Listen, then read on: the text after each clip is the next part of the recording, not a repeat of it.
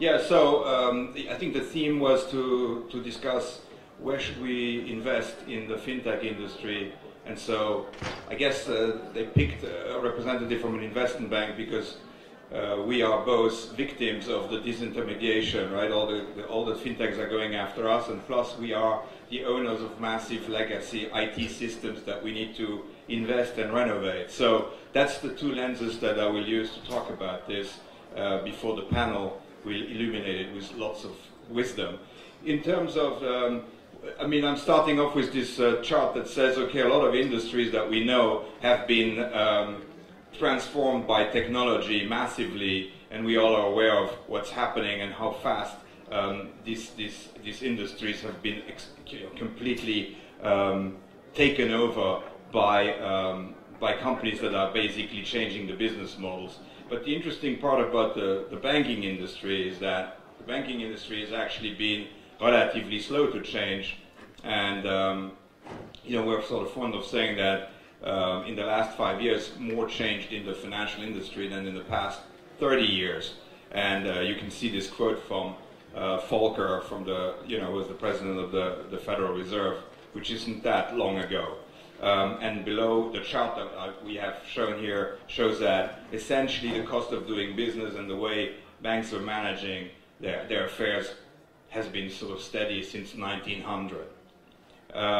Now, I think part of what we have heard today and is that what's happening here, you have a chart that shows actually what's happening to Wells Fargo and all the various massive amounts of startups that are trying to actually go after the business of the incumbent banks, right? So we know that there is a lot happening and everybody wants a piece of the cake, and that's positive and that creates a lot of investment opportunities. That's very clear. The question is how to pick among that, and where are these guys today and how fast are they going to be able to scale?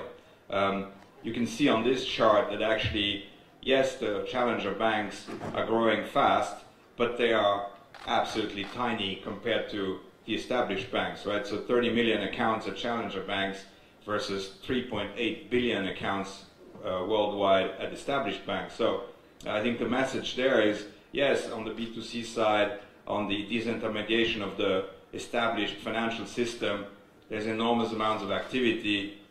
I think there are fantastic investment opportunities, but clearly everybody's still very, very small. And it's going to take a while to figure out exactly who are the winners in this game. But the other side of the story is what's happening to the banks is also to do with whether, you know, a new environment post the financial crisis. So what we are seeing today, obviously it's a more pronounced for the larger banks, but I think it also affects the tier 2 and tier 3 banks. Clearly, we have customers who have become digital natives and we don't know how to deal with them. We have a regulatory burden that is massive, and it's even more pronounced, I think, in Europe than it is potentially in the US. And essentially, post-financial crisis environment where banks make less money. So what the banks have then been forced to do is to look at their cost base, right? And that's, I think, as important and as massive an opportunity for investment than the whole B2C side of things. Because if you look at what banks have done in terms of upgrading their technology, it's been basically puny. So from now on, banks are going to have to spend more money on their tech because all that legacy technology is just costing them massive amounts of money. I think one head of IT in our bank once told me we had more software engineers than Google. So you can imagine that there's something there that doesn't quite work as well as for Google.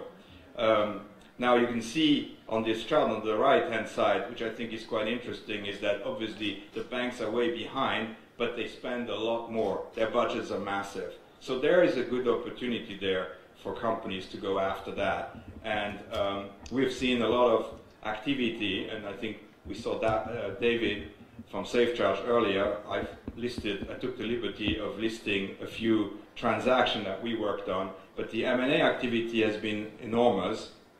There's the opportunity to go after those financial budgets and upgrade the software, upgrade the processes, upgrade the compliance, solve pain points for banks and financial institutions is an enormous opportunity, and I would encourage you also to think about that aspect of the investment proposition.